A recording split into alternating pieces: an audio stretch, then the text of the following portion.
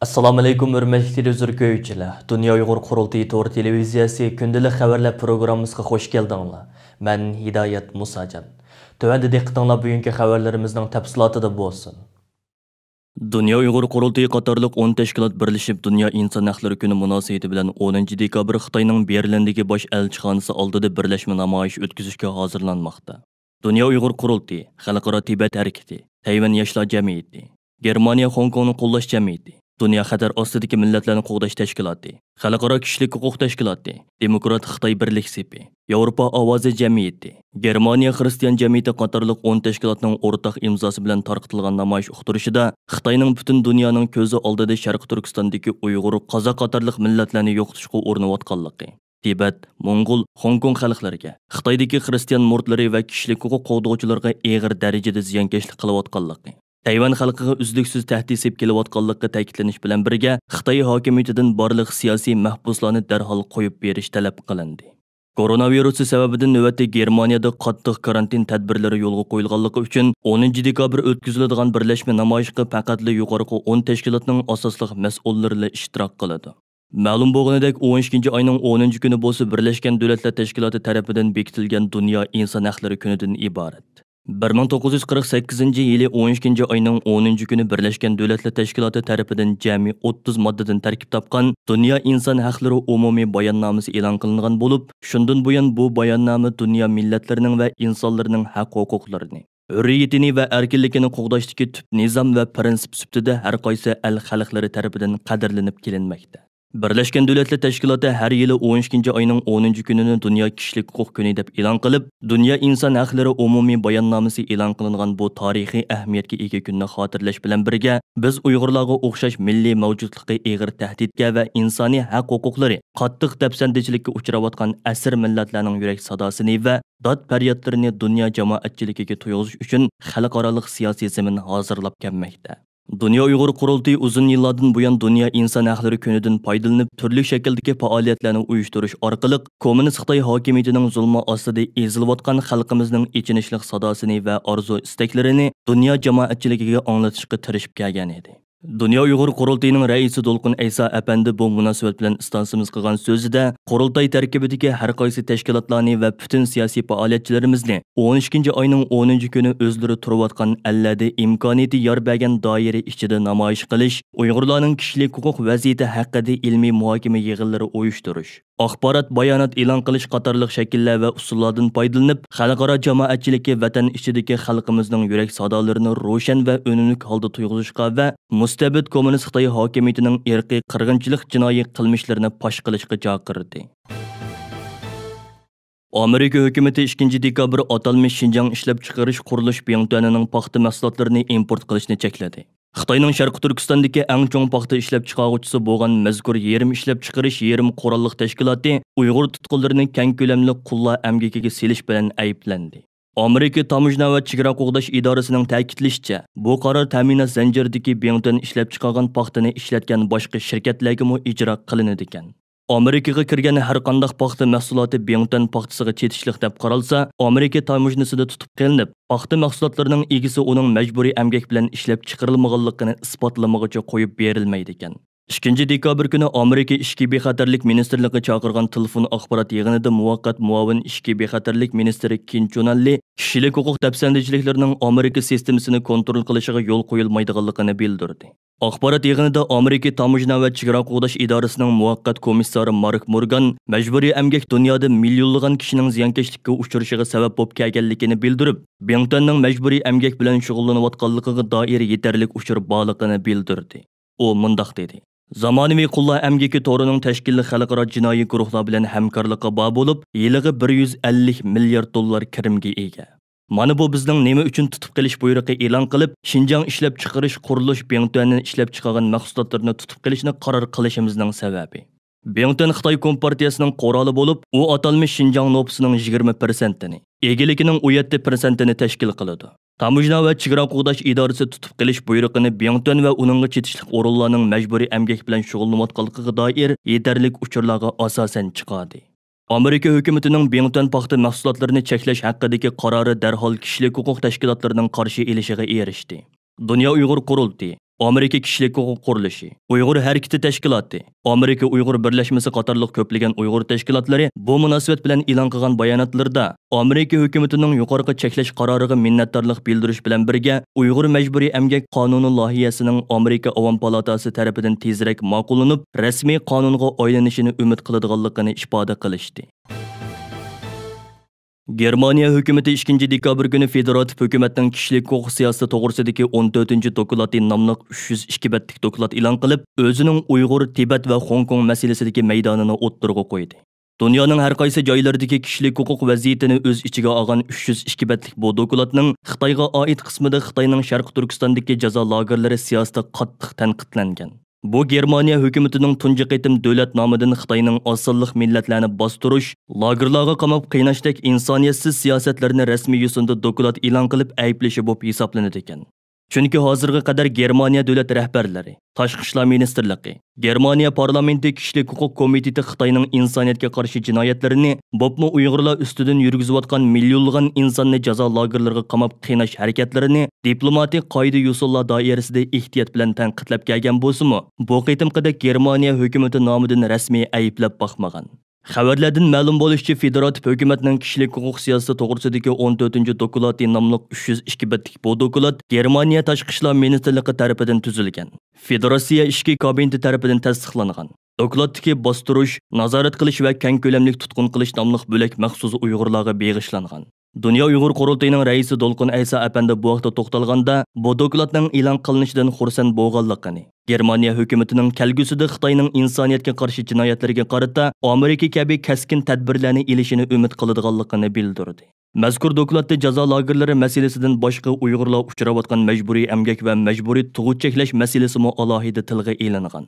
Xitoyning Uyg'urlarning diniy va madaniyatini xitoylashtirishga majburlanganligi, Uyg'urlarning Xitoy Kommunistik partiyasining madaniyat nazariyasi va ko'rsatmalariga uyg'unlashga qistilayotganligi bir mazmun qilingan. Doklatda Xitoy hokimiyati osonliq millatlarning rayonda avtonomiya yoki mustaqillikka bo'lgan urinishlarini qattiq bostirdi. U bir orzu bo'lgan taqdirdami deganlarmi tilga ilingan.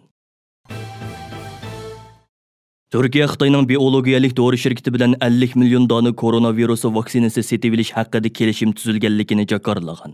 Birlashma agentligining xabaridan qaraganda, Turkiya Səhiyyə ministri Faxreddin Koca 2 dekabr çarşamba günü e'lon qilgan bayonotida Xitoydan avatiladigan tunji vaksinaning 11 dekabr kuni yetib keladiganligini, vaksinalarning dastlab Turkiya tajribaxonalarida tekshirilib bexatarligi jazmlashtirilgandan keyin ishlatishga ijozat beradiganligini aytgan. Faxreddin Koca yana agar taraqqiyot biz o'ylagandek aktiv davomlashsa, Turkiya dunyodagi tunji bosqichda vaksina emlashni boshlagan davlatlar qatoridan o'rin oladi degan.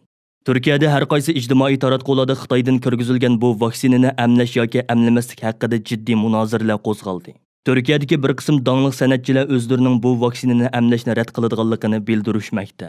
Turkiyada yashayotgan ko'plagan Uyg'urlarni turli ijtimoiy taratqularda e'lon qilgan bayonlarda Turkiya hukumatining Xitoydan vaksina setib olganligini qattiq ayblash bilan birga o'zlarining o'limga rozi ekanligini, asla Xitoy vaksinasini qo'llanmaydiganligini ifoda qilishdi. Amerika Avom palatasi 2 dekabr çarşamba günü Xitoy şirketlerini Amerika privat bozoridan cheklashga munosabatlik bir qonun loyihasini ma'qulladi. Bu qonun loyihasi Xitoyning Alibaba guruhi, Neo va boshqa shirkatlarning pay cheklarini Amerika privat bozorida bozorga selishiga tahdid paydo qiladi ekan. Mazkur qonun loyihasi bu yil 5-oyda Amerika Kengash palatasidagi har ikki partiya a'zolarining qo'llashi bilan ma'qullikdan o'tgan bo'lib, oxirgi hisobda prezident Trumpning qo'l qo'yishi bilan tezla qonunga aylanadi deb qaralmoqda. Wall Street Journal'ning bu vaqtdagi xabardan qaraganda, Xitoy hukumati o'z shirkatlarining chet ellarda iqtisodiy taftishlikdan o'tkazilishiga qarshi turib kelgan bo'lib, bu kurash Trump hukumati mezgilida yuqori bosqichga yetgan. Qonun ishga kirishgan taqdirda Xitoy shirkatlari va ularning mufattishlari 3 yil bo'yicha Amerikaning tekshirishini qabul qilishi kerak ekan. Agar bo'sil hosil qilish mumkinchiligi yo'q bo'lsa, u holda bu Xitoy shirkatlari Amerika privat bozoridan cheklanadi ekan. Xitoyning hozir Xitoy ichi va Hong Kongni bozor qilgan 250 dan ortiq shirkati Amerika privat bozorida bozorga selingan bo'lib, ularning jami bozor qimmati 2 trillion dollardan oshadi ekan. Shvetsiyalik donliq yozuvchi va jurnalist Bertil Lintner apandining yaqinda Osiyo vaqti gazetida ingliz tilida e'lon qilgan Xi Jinpingning Buyuk Xitoy plani nomli maqolasi zo'r ta'sir qo'zg'adi. U maqolasida Xitoy raisi Xi Jinpingning atalmış Xitoy tushini amalga oshirish shuori bilan Xitoy besib olgan zaminlardagi Uyg'ur, Tibet, Mongol qatorliq millatlarga yurgizayotgan Jonghua millati birligini amalga oshirish, ya'ni Xitoylashtirish siyosatining amaliy ijro qilinish ahvolini nihoyat ro'shan holda yoritib bergan. Mazkur maqola e'lon qilingandan keyin chet ellardagi Xitoy vaziyatini yaqindan kuzatib kelayotgan analizchilarning diqqatini qo'zg'adi. Abdur Bertil Lindner maqolasida oldi bilan Xi Jinpingning Xitoylashtirish siyosatini amalga oshirish uchun Sharqi Turkistonda barpo qilingan atalmış kasbiy tarbiyalash markazlari nomidagi lagerlar haqida to'xtalgan. Abdur maqolasida Sharqi Turkistondagi lagerlarning Xi Jinpingning bir Xitoy qurish plani, ya'ni Xitoy millatini asos qilgan milliy davlat qurish siyosatining natijasi ekanligini, buning Xitoyning g'arbidagi atalmış Uyg'ur avtonom rayonida radikal vositalar orqali sinab qilinayotganligini o'ttirg'a qo'ygan. U maqolasida bu vaqtdagi materiallardan naql keltirib, mundaq bayonlarni bergan. Rasmiy sonliq ma'lumotlarga qaraganda Xitoyda taxminan 12 milliondan ortiq Uyg'ur bor. Ular atalmış Xinjiang Uyg'ur avtonom rayoni umumiy nüfusining taxminan yarmini tashkil qiladi. Taxminan 6 million Mongol ishki Mongol avtonom rayonida, 6 million 500 ming Tibet avtonom rayoni, Qinghai, Yunnan, Sichuan va Gansu qatorliq o'lkalarda yashaydi. Xi Jinping navbatda Uyg'ur, Tibet qatorliq Xitoy bo'lmagan millatlar rayonida atalmış tarbiyalash markazlarini qurib, bu rayonlardagi xalqlarni nomrodlikdan qutuldirish harakati elib beryapti. Amaliyotda Xi Jinping Xitoy davlatini Xitoy tillik bir millatlik davlatga aylantirishni maqsad qilmoqda. Xitoydagi 1 milliard 400 million nüfusning 92%ni Xitoylar tashkil qiladi. Hozir Xi Jinping hukumatı Jonghua millati deb atalgan Pan Xitoy kimligini tashviq qilmoqda. Halbuki Mandarin tili, ya'ni ilgari Putonghua deb atalgan bu til hozir Go'yu, ya'ni davlat tiliga aylandi. Abdur Bertil Lindner maqolasida yana Xi Jinping boshchiligidagi Xitoy kommunistik hukumatining navbatda Sharqi Turkistonda yurgizayotgan yerlik xalqlarning til madaniyati, urf-odati, diniy e'tiqodini yo'qotib, ularning butunlay xitoylashtirish siyosatini amdilikda Tibet, Mongol, Korean, Guangzhou, Yizu qatorliq Xitoy bo'lmagan boshqa millatlarga ko'chirib ishlatishga boshlaganligi ilgari surilgan. U mundaq deydi: Kasbiy lagerlarda Uyg'urlar gunohkor bo'layotdi. Ular Xitoyning Qamariya yangi yilini tabriklashga majburlanayotdi. Ular islom dini e'tiqodiga qarshi holda cho'chqa go'shi yeyishga va haroq ichishga majburlanmoqda.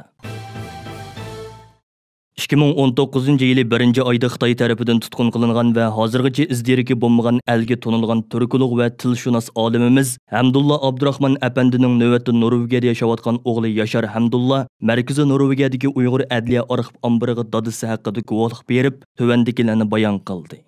Ben Yaşar Hamdulla. Norvegiýada yaşayman 10 yıldan beri. Ben bir şahsi şirkette hizmet kılıman ve muhaciretdeki Uygur medeniyetinin saqlanıp kalışı üçün şu yerlik muzikantlardan ders ağaç keyinki muziki okuş planının asasında tayyorlik kılıp Ben bugün dadam Hamdulla Abdurahman üçün guvalık vermekçi. Dadam Hamdulla Abdurahman 1957 yılı Piçan nahiyesiniki Yeniyer Merkez'de dünyaya gelgen.